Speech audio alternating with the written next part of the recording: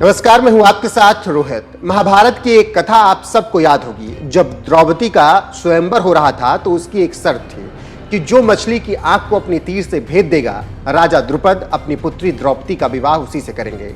लेकिन परीक्षा इतनी आसान हो तो बात समझ में आती है। परीक्षा की अगली शर्त थी कि नीचे पानी में देखकर ऊपर छत पर घूम रही मछली की आंख का निशाना लगाना है। सभी चाहते थे कि वो द्रौपदी से विवाह करे क्योंकि राजकुमारी बहुत ही सुंदर थी और उसके पिता यानी राजा द्रुपद शक्तिशाली राजा थे। बाकी की बातें आप जानते हैं। मेरा यह प्रसंग या घटना को उठाकर आपको एक बात बतानी है कि अगर देश की सबसे प्रतिष्ठित परीक्षा सिविल सर्विसेज आप क्रैक करना चाहते हैं तो आपको अर्जुन की उसी तरकीब को अपनाना होगा जो कहानी हमने आपको अभी ऊपर बताई। यही बात उत्तराखंड के 1989 बैच के पुलिस सेवा के अधिकारी और वर्तमान में उत्तराखंड पुलिस महानिदेशक अशोक कुमार कहते हैं।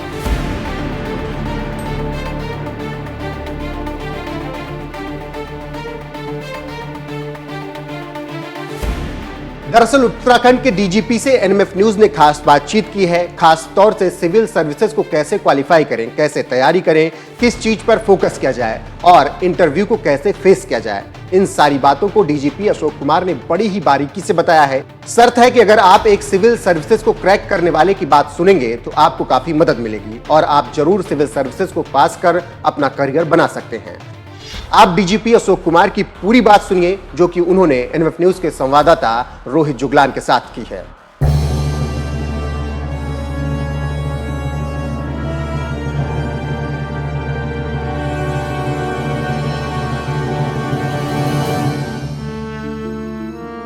चिड़िया की आंख दिखनी चाहिए, मतलब पेड़ पत्ता तने आसमान सब है, किंतु सबसे काटना है, सबसे काट के चिड़िया पे आना है और चिड़िया पे भी आके सिर्फ आंख पर आना। तो इतना भयंकर फोकस होना चाहिए। हम तो उलझ जाते हैं यारी दोस्ती में, फेसबुक इंस्टा पे कहीं ना कहीं उलझे रहते हैं। तो इन सब उलझन से बाहर निकलना है, फोकस और सिर्फ फोकस। सर, यहाँ पर मैं आपसे ये जानना चाह रहा हूँ कि क्या इस महीने में आप चीज़ों को आसान मानेंगे आप लोगों के टाइम पे? आज की पीढ़ी के आगे इंस्टाग्राम है डिस्ट्रैक्शन के लिए। देखिए, वो तो डिस्ट्रैक्शन जिसके मन में होता है ना वो रास्ते ढूंढ ही लेता है। वो उसकी आदत है प्रोक्रेस्टिनेशन, चीजों को टालते जाओ। तो उन दिनों का सबसे बड़ा जो है ना, इनको मैं टाइम वेस्टर्स बोलता हूँ। अच्छा। एक टाइम मैनेजमेंट पे मैंने चैप्टर लिखा है, टाइम मैनेजमेंट। तो टाइम मैनेजमेंट होती है, उसके 4 मैट्रिक्स बना लीजिए आप। ठीक है, ठीक है। एक है एसेंशियल,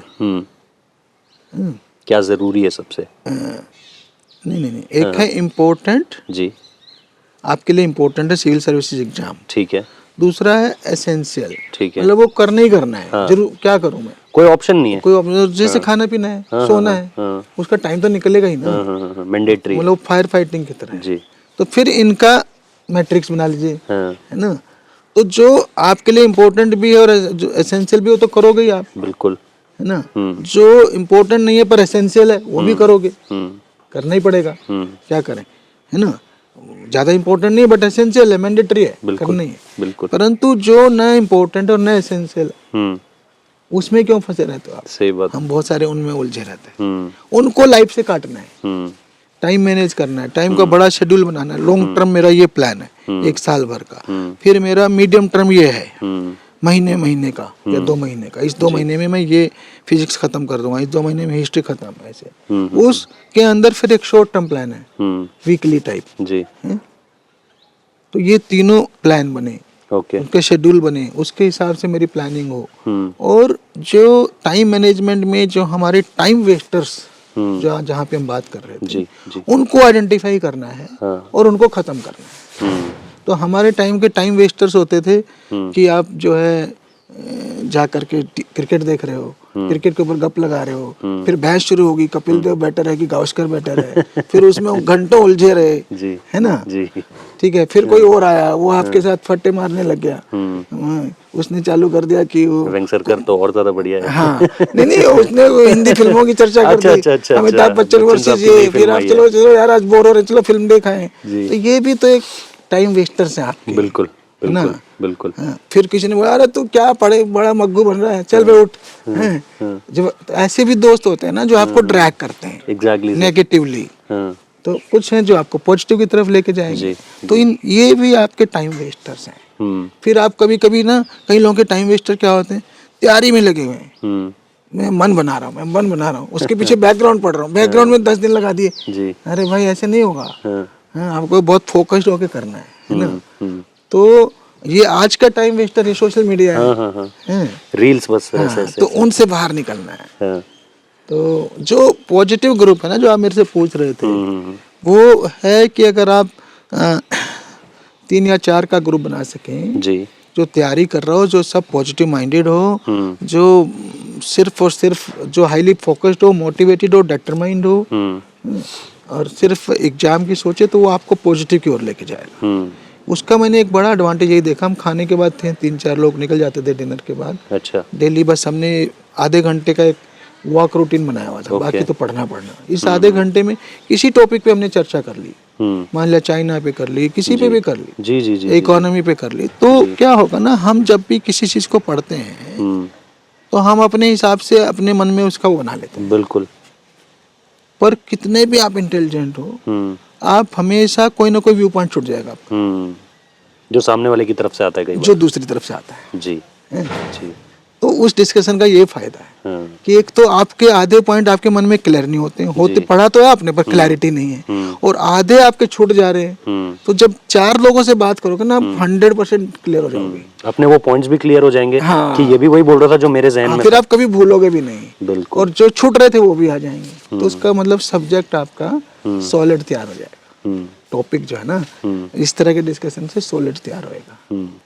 तो सर, तैयारी के बाद लग रहा था कि हो जाएगा क्लियर, मतलब आत्मविश्वास एक बड़ी चीज होती है सर, सेल्फ कॉन्फिडेंट। क्योंकि आपके लिए सर, मतलब जैसे मैं ये कहूँ कि गणित आपके लिए कभी भी बहुत वो नहीं रही सर, मुश्किल नहीं रही कभी भी आपके लिए। ये एनालिटिकल थिंकिंग जो हम कहते हैं, एनालिटिकल थिंकिंग, ये आपके लिए कभी भी ऐसा मुश्किल चीज नहीं रही? यूपीएससी में इतना श्योर कोई नहीं हो सकता।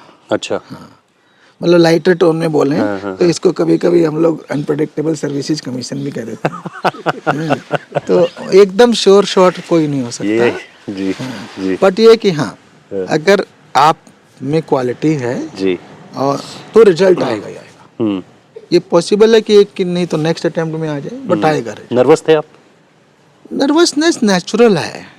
अच्छा। जो स्ट्रेस मैनेजमेंट की अभी बात कर रहे थे, जी जी जी जी, ऐसा नहीं था कि मैं साल भर नर्वस था। नर्वस होने के टाइम आते हैं। अच्छा। हाँ, नर्वस होने के टाइम आते हैं। तो मैं जो आपको स्ट्रेस का सिखा रहा था ना, कि हम ये जो ग्राफ मैंने बताया था, हाँ जी हाँ जी हाँ जी, एक्स एक्सिस और वाई एक्सिस, हाँ जी हाँ जी, उस ग्राफ में ये बहुत ही जरूरी है कि हम उसको स्ट्रेस मैनेजमेंट को एक तो ये समझें कि स्ट्रेस आना ही आना है, नेचुरली आना है।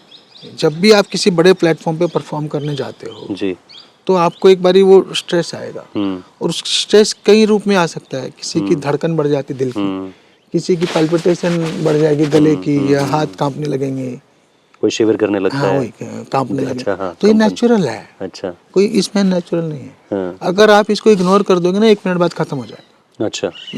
तो इसलिए जब मेरा मेन एग्जाम आ रहा था जी, तो मेरे को रात को नींद नहीं आ रही थी। अच्छा। एसिडिटी बढ़ गई। हाँ जी, तो मैं हॉस्पिटल गया तो उन्होंने मुझे कोई एसिडिटी की दवाई दी, तब जाके नींद आई। जी।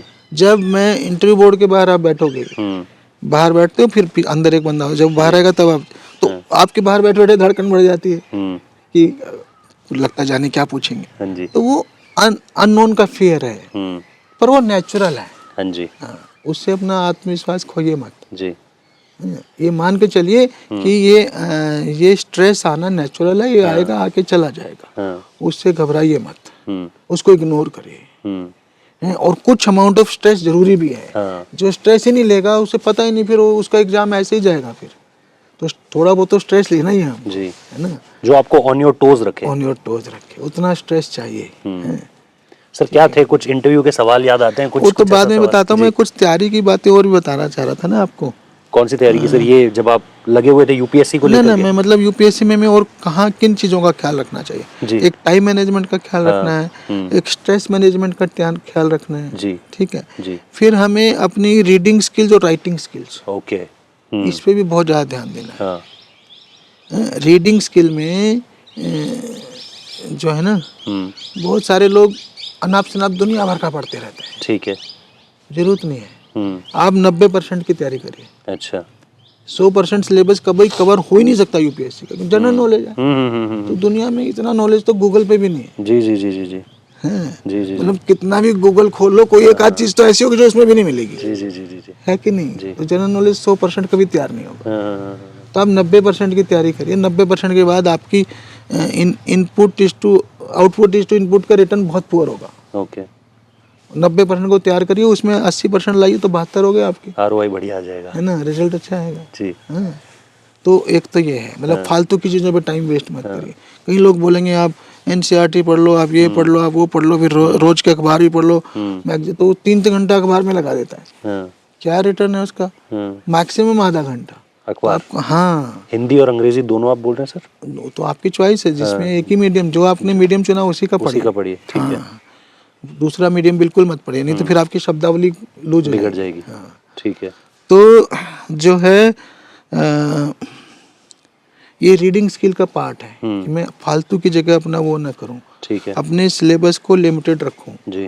तभी मैं उसको एक चीज़ को 4 बार पढ़ूंगा, उसका रिजल्ट अच्छा है इसकी वजह कि चार चीज़ों को एक बार पढ़ूं, ओके जिससे मेरा 90% सिलेबस कवर करते हो जाता है। उतना मटेरियल मैं आइडेंटिफाई कर लूँ, ओके फिर उसकी तैयारी शुरू करूँ। हम्म। और राइटिंग में भी इसी तरीके से? हाँ, मैं राइटिंग पे आऊँगा। जी तो एक मैं रीडिंग स्किल में एक दूसरी बड़ी बात और बताने वाला जी हूँ। सर। वो है लर्निंग ग्राफ। ओके इसमें क्या होता है सर? मैंने मेरी किताब में लिखा है, जो क्रैकिंग सिविल सर्विसेज में, नाम भूल रहा हूँ, आइजनहावर या ऐसे एक साइंटिस्ट है, हाँ जी उसका ग्राफ है। हाँ जी जो हम आज लर्न करते हैं आज, हाँ जी वो एक हफ्ते बाद हमें जो है 25% याद रहता है। अच्छा ठीक है। और एक साल बाद 5%। अच्छा ठीक है।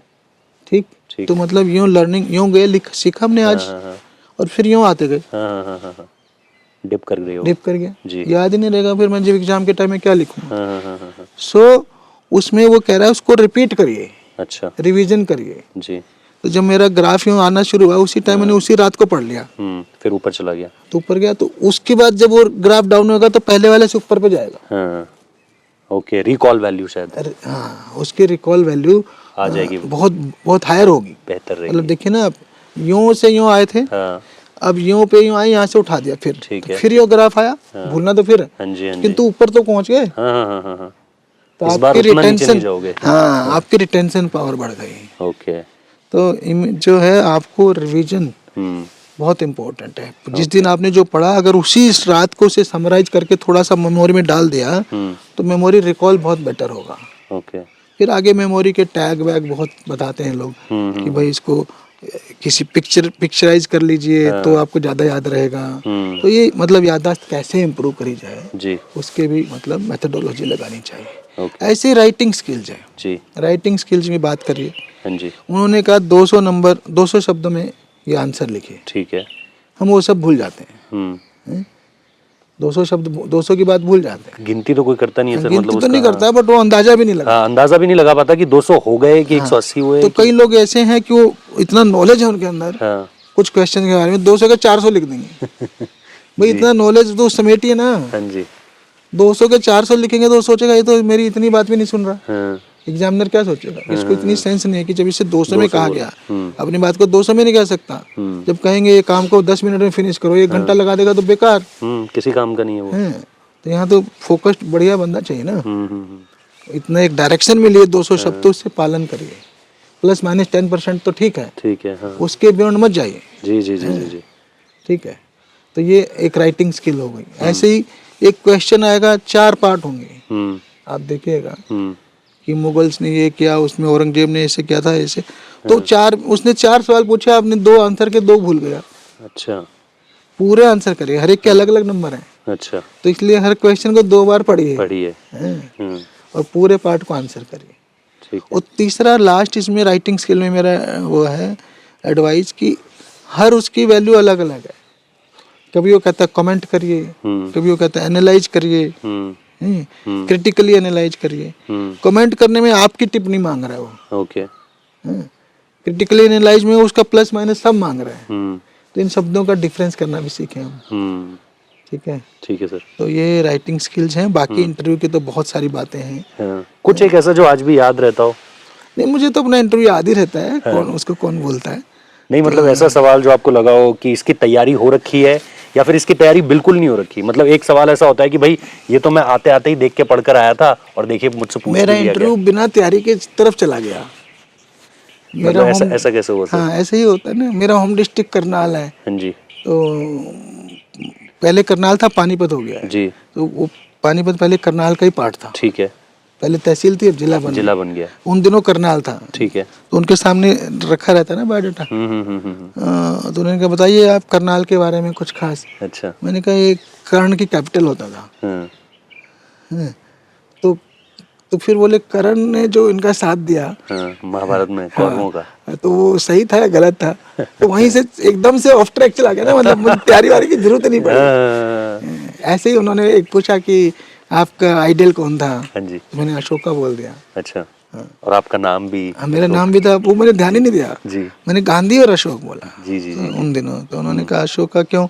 मैंने कहा उन्होंने बहुत वेलफेयर के काम किए, वायलेंस छोड़ दी। उन दिनों तो वायलेंस का जमाना था, तो इतनी पावर में आते हुए भी वायलेंस छोड़ दी और सारा मतलब वेलफेयर ना, सड़कें बनवाई, पेड़ लगवाए, धर्मशालाएं बनवाई, काफी सारे कुएं वगैरह है ना, काफी सोशल वेलफेयर के लिए बहुत ज्यादा काम किया जी। तो मैंने वो तो ऐसे ही है कुछ, बाकी मुझे पूरा तो नहीं याद है, तो बहुत सारे सवाल ऐसे आ जाते हैं। जी सर, इंटरव्यू के लिए जैसे बोलते हैं कि जैसा हम आजकल तो सोशल मीडिया पे भी बहुत ज़्यादा है, लेकिन उस समय पे भी कहते थे कि टेबल कम से कम उतनी दूर होता है। जैसे अमूमन तौर पर अगर आप किसी के सामने टेबल पे बैठो, जैसे आपका दफ्तर जो होगा वहाँ पर तो बिल्कुल कुर्सियाँ मेज़ के पास रखी रहती हैं, तो आदमी अपने टांगे उसकी मूवमेंट छिपा सकता है। जो यूपीएससी के इंटरव्यूज होते हैं उसमें थोड़ा सा दूर बैठा जाता है ताकि पोस्चर जो है पूरा देखा जा सके, नर्वस एनर्जी से। ऐसा कुछ नहीं होता है या मतलब इनको लेकर के बड़ी भ्रांतियां हैं? सब भ्रांतियां, इतनी भ्रांतियां इंटरव्यू को लेके पूछो मत। और जितने मॉक इंटरव्यू वाले वो आधे से ज्यादा मतलब एक समझ लो बेवकूफ बना रहे हैं। हाँ, अपना ज्ञान बाहर बखार रहे हैं। नहीं, मैं बहुत सारे को देख चुका हूँ, मैं बता रहा हूँ, क्योंकि यूपीएससी के तो फिक्स कमरे हैं। हाँ। तो ऐसे थोड़ी तो नॉर्मली जो जैसे रहता है, क्योंकि वहाँ 4-5 लोग बैठे तो उनके पीछे तो आप बैठोगे। हाँ जी हाँ जी हाँ जी हाँ जी। तो एक सेंटर में 2 इधर है 2 उधर, उसके बाद बस वहीं कुर्सी आपकी। ऐसा कुछ नहीं कि डिजाइन से आपको 10 फीट दूर किया हुआ है। हाँ, मतलब उसी तरीके से कहा जाता था। तो मैं हमेशा से ये सोचता था, मुझे लगा आज आपसे बेहतर कौन हो सकता है जो बताए। बिल्कुल वो आपको होमली फील कराते हैं, एट होम फील कराते हैं और आपको नेचुरल एनवायरनमेंट में आपसे बात करते हैं। ठीक है। उनका पर्पज ये है कि आपकी पर्सनालिटी में कोई नेगेटिव ना हो, पॉजिटिव पर्सनालिटी होनी चाहिए आपकी। I am okay, you are also okay. Okay, मैं भी ठीक ठाक आदमी हूँ, वो भी ठीक ठाक। ये सब सोचेंगे तो दुनिया आगे बढ़ेगी। The moment you start thinking I am okay, you are not okay, मतलब आप सोचते हो मैं ही ठीक सोचता हूँ, ये सब जो करता है गलत करते हैं, तो इसका मतलब आप नेगेटिव थिंकिंग वाले हो। फिर वो जो है ना गड़बड़ होना शुरू हो जाता है। तो वो पॉजिटिविटी ढूंढते हैं। और ये जो बहुत ज़्यादा मॉक इंटरव्यूज वाले हैं ना, ये बहुत ट्यूटर्ड कर देते हैं आपको। ओके। और मैं बहुत उससे बता रहा हूँ, ट्यूटर्ड आंसर के हमेशा नंबर कटेंगे। बहुत बहुत ही मतलब बुकिश चीज है। यस, नहीं एक रटा आंसर की छोड़ के इसमें क्यों आए, वो वही आंसर दे रहे हो आप। तो भाई आपके कोचिंग सेंटर से मान लिया 10 लोग इंटरव्यू दे रहे हैं, ठीक है, तो उनको तो पता चल जाएगा ये तो पक्का ये अपने दिल से नहीं बोल रहे, रटा हुआ बोल रहे। तो फिर उसके नंबर थोड़े आएंगे। They are judging your personality. तो पर्सनालिटी तो दिल से आना चाहिए ना। इसी तरह से नॉलेज, कई लोग सोचते हैं मैं ये रट लूँ, वो कुछ मत रटिए। नॉलेज तो आपका पहले 2 बार टेस्ट कर लिया, प्रीलिम्स में कर लिया, मेंस में कर लिया। अभी तो आपकी पर्सनालिटी देख रहे हैं कि आप कोई कुछ एबनॉर्मल आदमी तो नहीं है। आप एडमिनिस्ट्रेशन में आके समाज के लिए अच्छा तो करेंगे। तो आपकी पर्सनालिटी टेस्ट है वो, इंटरव्यू नॉलेज टेस्ट नहीं है।